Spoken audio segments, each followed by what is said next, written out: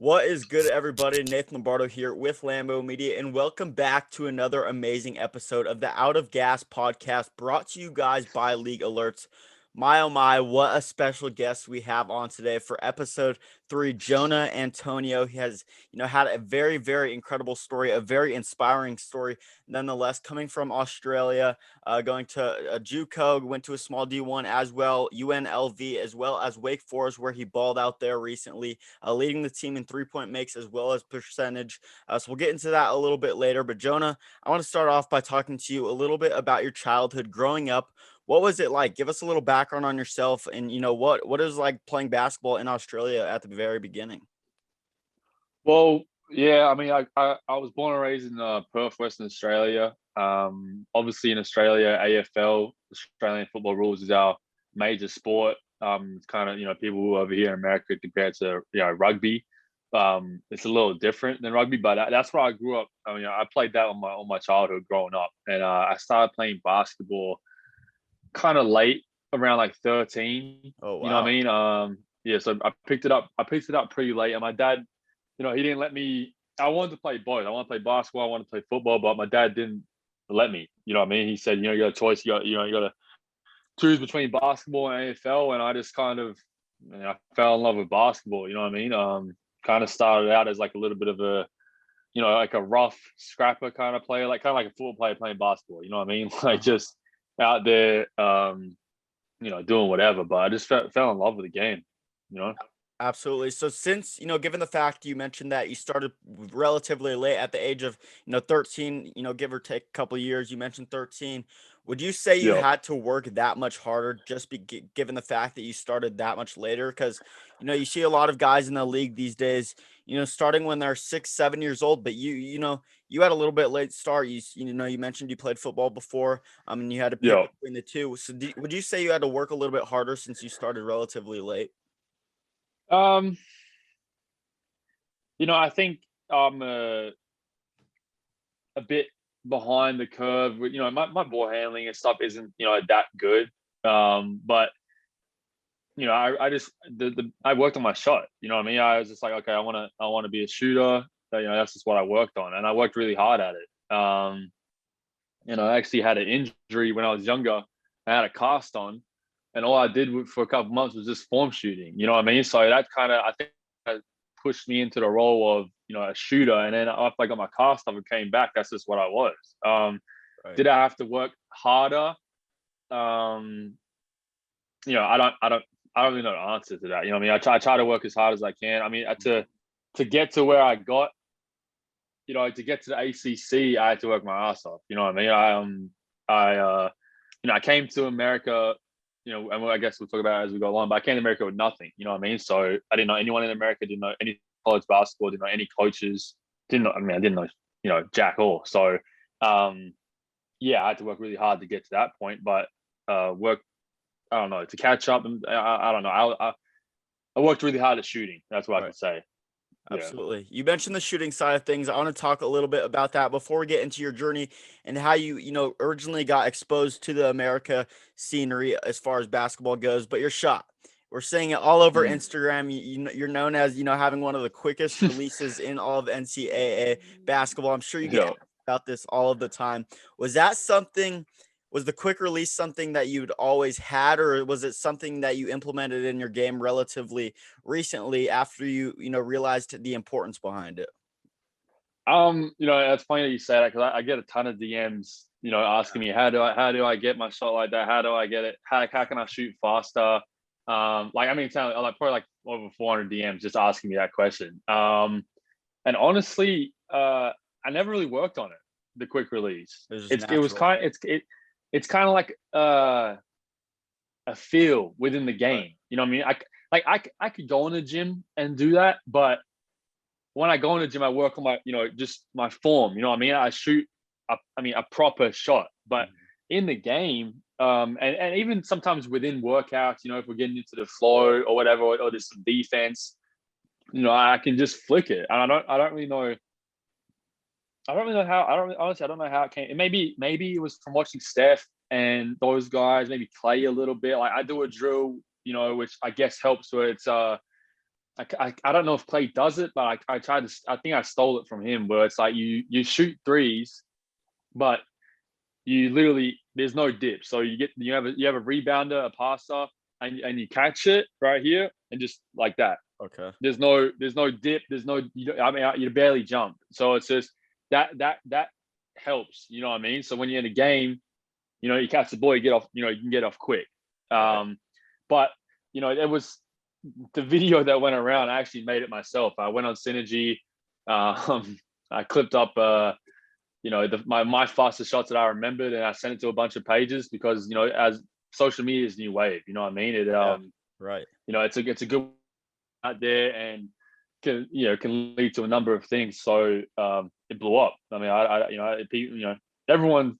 There's a lot of really athletic players and really good dribblers, but once you see someone who can shoot a little differently, it's kind of like whoa, like people are drawn to it. So yeah, but it's really just a feel. It's a feel kind of thing, man. It's interesting. Right. So it It's sounds like interesting. it sounds like it was kind of just natural right off the bat, and that's just when you're just letting it flow, it just seems as if that's how it happens to be as far as your shot goes. But I mentioned Australia. You mentioned that football is obviously the main sport, the prioritized Yeah. sport down in Australia, and basketball's Hmm. not in that number one spot. So talk to me a little bit about getting exposed. The basketball game isn't as big in Australia as it is, here in America being a major Hmm. three sport, obviously football, basketball, and baseball. Talk to Hmm. me a little bit Hmm. about, the scenery and as far as getting exposed, what that kind of looked like for you and how you managed to do so. Yeah. Well, so I always had a dream to play college basketball. I mean, I used to watch when I was younger, JJ Redick at Duke. I think I even bought a Duke T-shirt of East Bay in Australia while I was in Australia.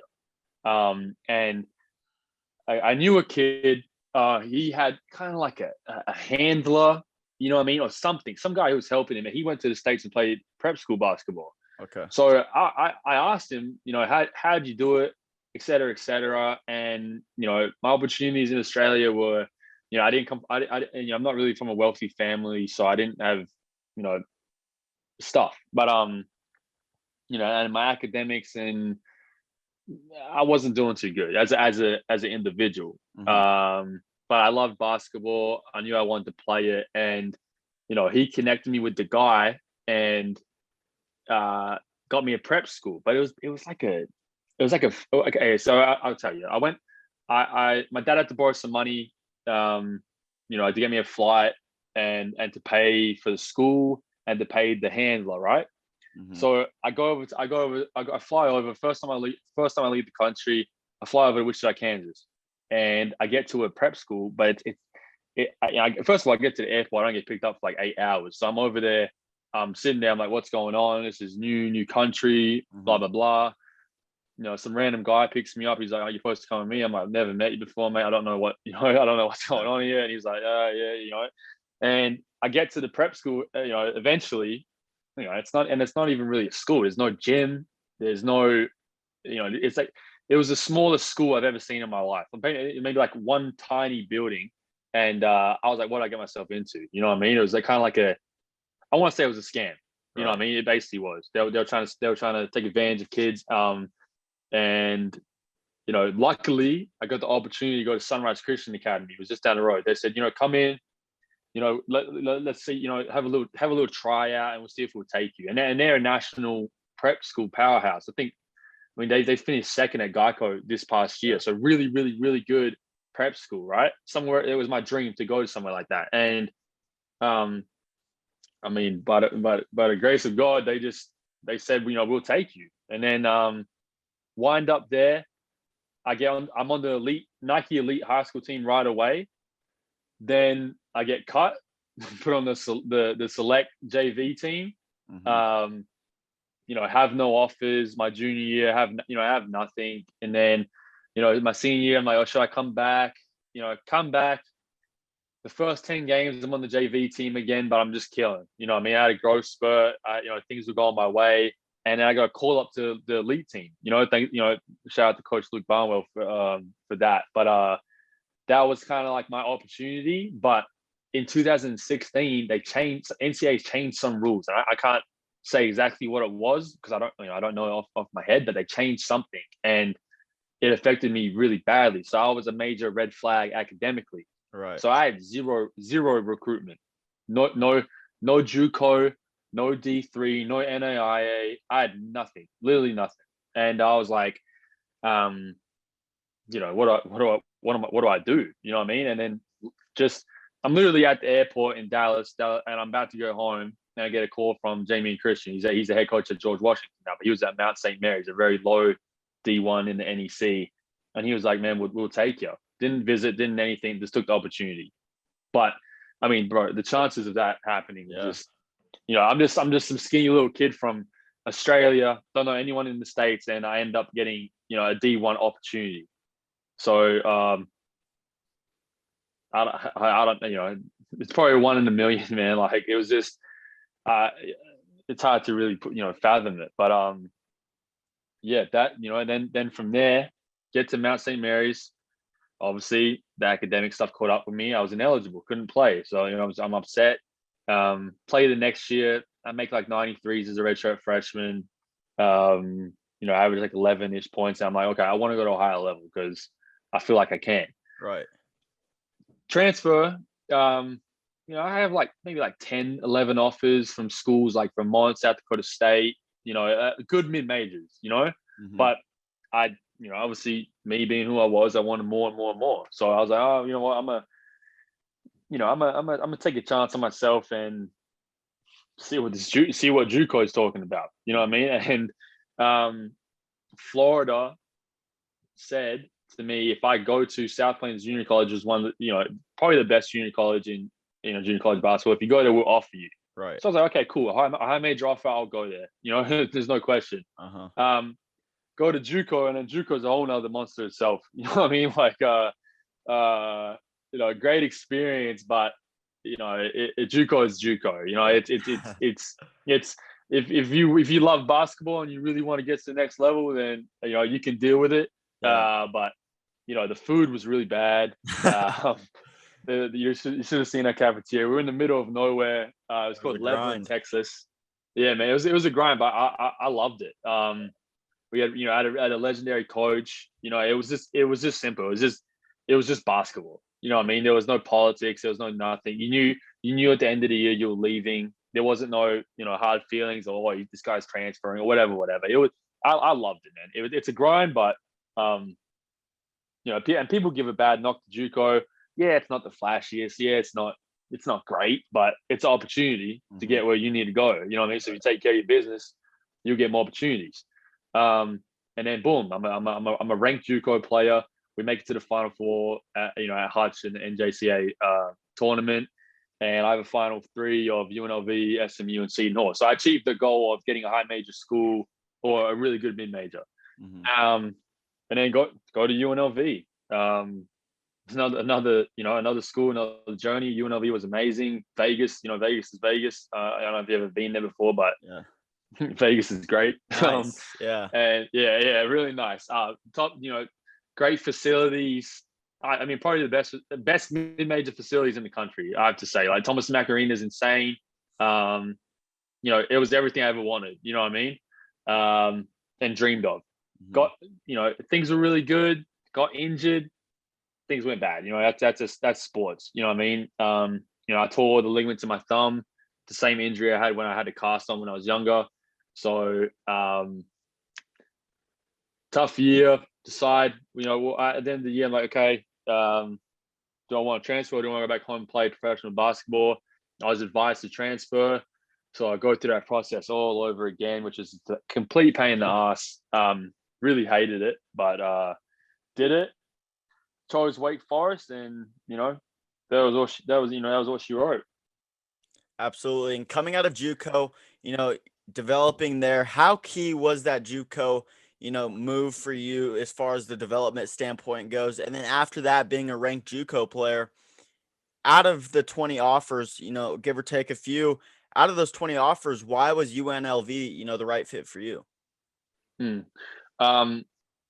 so the JUCO, the development side of it was important. I won't say it was the most important thing, but the thing that JUCO gave me was being eligible right away. Mm-hmm. You know what I mean? And you know how college basketball works. If you're eligible right away, your stock goes up. Yep. You know, instead of a traditional transfer. Right. Well, now the rules are changing again, so it's a one-time transfer, you're good. But UNLV was the right decision for me because I had such a strong connection with the coach, TJ Otterberg. He's at Iowa State now, and he is. I mean, I had a really, really, really good connection with him, and he was actually at South Dakota State who recruited me from Mount St. Mary's. So I'd known him for a while, and the way he played at South Dakota State, with Mike Daum and some of his other players, I really like the style of play. But when we got to UNLV, we didn't have the pieces to play that kind of style, and it didn't work out. And respectfully, he's at Iowa State now. You know what I mean? I think at UNLV on the West Coast wasn't a great fit for him, as a individual, because he's a Midwest guy. You know what I mean? Yeah. Yeah. So that's why he made the jump to Iowa State, even though that didn't have a great year last year at UNLV, but he's a really, really good guy. Really good Midwest guy, and they've put together a great class, already. And he's going to have a lot of success at Iowa State, but I went for me and his connection to UNLV. Okay. And after that, you transferred to Wake Forest. Let's dive a little Mm-hmm. deeper into that experience and your experience at Wake Forest in Mm-hmm. particular. An incredible season that you had led, an incredible team in Wake Forest in 3-point makes as well as percentage. Break that down a little bit for me, your experience at Wake Forest, and then, Mm-hmm. what the difference was between UNLV and Wake Forest. Talk about the competition, just an overall breakdown of, your time at Wake Forest. Yeah, well, first of all, the ACC is a different animal. Even if it was a down year last year, but man, I'm telling you, the legendary coaches you're going up against, the talent you're going up against every day, the size, speed, athleticism, it's a big jump from the Mountain West. You know what I mean? I can say that playing in both conferences, and then obviously playing. I mean, the ACC compared to the NEC is, a way bigger jump. You know what I mean? So, and no disrespect to the NEC, but that's just how it is. It's the reality of it. The year was very interesting. COVID. COVID kicked our ass. I'll be honest with you. Like we had a massive pause, and it ran through our program pretty early on. So we missed out on a lot of,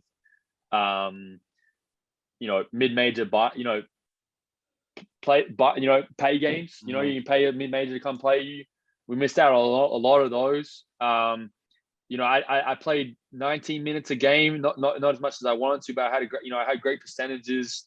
I had a really good year defensively, which I wanted to improve on, and we really struggled in the ACC, and it was tough. And as a role player, which I am, I'm hopefully I'm a 3-and-D guy. I'm a specialized, shooter. You know what I mean? So as a shooter, you need pieces around. You need better players around you. You know what I mean? You need a really good big. You need a really good point guard. You need guys who can draw attention, and then obviously you need to rely on the offense because I don't create my own shot, which is something I'll look to develop on. Moving in my pro career, because basketball is a huge priority to me now. It's not academics and basketball, so I can really dive into working on my game. But I struggle. I think I struggled. Like almost, it was a crazy number. Like 70% of my shots were contested. Wow. So it was 66 to be specific. But that's tough for a shooter. Everyone knows I'm a shooter. You know what I mean? So it's like when we go into games, I'm just getting, specifically Duke and those kind of teams, like they just, man, hounded me. It was like, don't let him catch. Don't treat me like I'm JJ Redick. Like they just like, don't let this guy catch. Don't let this guy shoot. I remember Duke specifically because Jordan Gower, really good defender. Actually, I think he's an elite defender. They just put him on me, and his job was don't let this guy get a look at three. Right. You know what I mean? So, Now, if I'm in the Mountain West or another or lower conference, that maybe that doesn't happen. You know what I mean? But I mean, the opportunity to play in the ACC and the goal of mine coming to America was to play at the highest level of college basketball. You know what I mean? And to me, the ACC was a conference that I've always idolized as a kid. Even during college. So the opportunity to play in it and play against those coaches was something I will never, ever, ever forget and regret. And I loved it. I loved the competition. I loved the grind of the ACC. Like every game is a tough game. There's no cupcakes in that league. Yeah. And you're going up against Coach K, Coach Williams, who just retired. So I got a chance to play against him. You know what I mean? It's just an experience I'll never forget. And then and if we had fans at games, then it'd be on another level. You know what I mean? But unfortunately, because of COVID, missed out on that. But I loved it, man. But I loved it. I loved the ACC. Loved it. Who was the best defender that you had to play against? Gower. Okay. Jordan Gower. Yeah. Absolutely. He was. I mean, that's what he did. I think he averaged like 3 steals or something, like something crazy. But he's another guy who's like a really good role player. His role was defense. Right. He's really good at it. I think he's going to Oklahoma, transferring to Oklahoma. But really good, really good defensive player. Yeah, most definitely, Jonah. And to transition away from that side of things, but stay on the Wake Forest topic. Like you mentioned, one of your biggest goals was playing at the highest of highs in the college level here in America, and you did that exact thing playing at a big ACC school like Wake Forest. Break it down for me. Not a lot of people get the capability to play at an ACC school like Wake Forest. Break a day-to-day basis down, being a basketball player, a student athlete at a school like Wake Forest.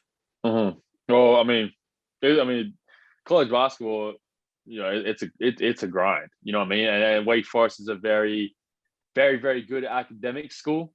So it definitely challenges you, in that aspect of things. Like you're gonna get challenged academically. A day-to-day, schedule for me would be, wake up, lift. We had a really good strength coach, Coach Starkey. So shout out to him. He was unreal, phenomenal.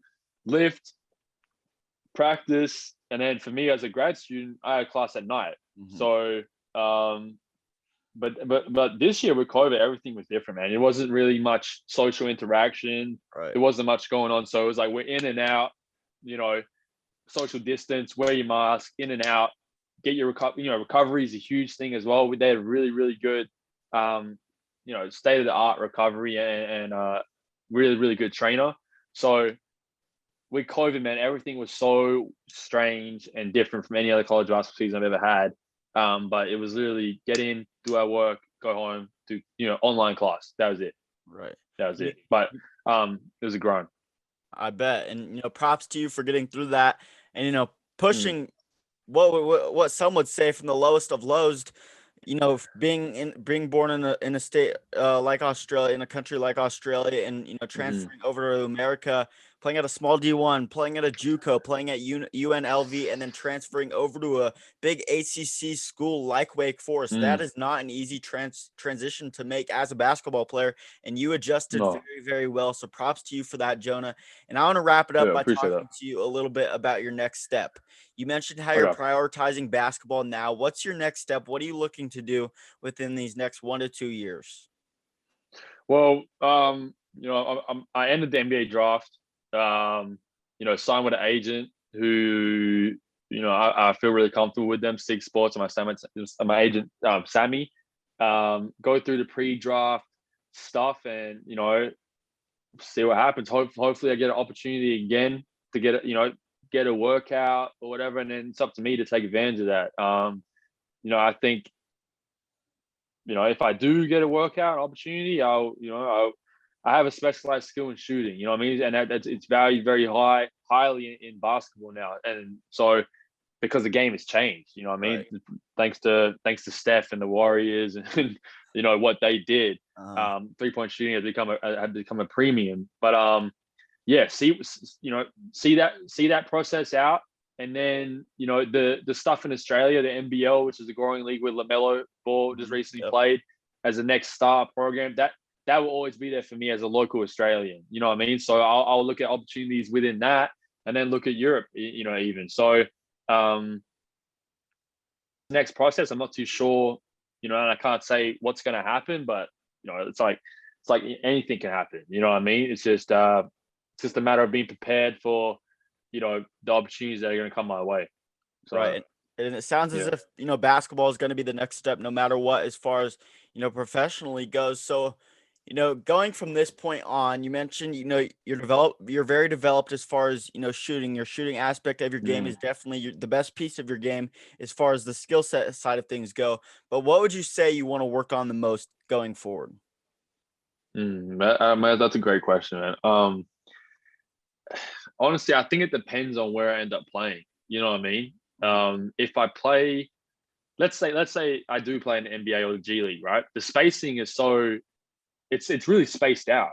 Right. And I really won't be asked to do too much at that level besides catch and shoot, defend, play hard. If you take a dribble, it's one shot fake, one dribble, don't have a shot, pass it. You know what I mean? If I go to, let's say, Europe or Australia, the spacing is a little, the courts, it's smaller, the A lot spacing is a little different. different. I might need to be able to, work on, shot fake, maybe a couple dribbles pass, you know what I mean? Or make plays, be able to score off the dribble, be able to create my own shot. Those would probably be the things I would emphasize on. And then just, on my body too, trying to become a better defender, you know what I mean? Which is, I gained a lot of weight this last summer. I got to like 195, but, work on my legs, my hips, becoming, laterally quicker. I'd say that just being able to put it on the floor, create for myself and others, and use my shot as an advantage to that. And then just continue to become a better defender by working on my body. Yeah, most definitely, Jonah. And seeing your story, a very inspiring story nonetheless. In the past, I expect nothing, except that from you. And I, have all the trust in the world that you'll develop in that way. And we'll get your opportunities hopefully at that NBA level. And if not, you'll Hmm. take your talents to, like you mentioned, another league and ball out there. So, but Jonah, without further ado, I really appreciate you hopping on the Out of Gas podcast, brought to you guys by League Alerts. I'm Nathan Lombardo, also known as Lambo Media. Jonah, once again, really appreciate you hopping on. Congrats on all the success and the accolades thus far, and there's definitely more to come. Thanks for having me, mate. I really appreciate it. Pleasure talking to you. Awesome. Absolutely. Thank you.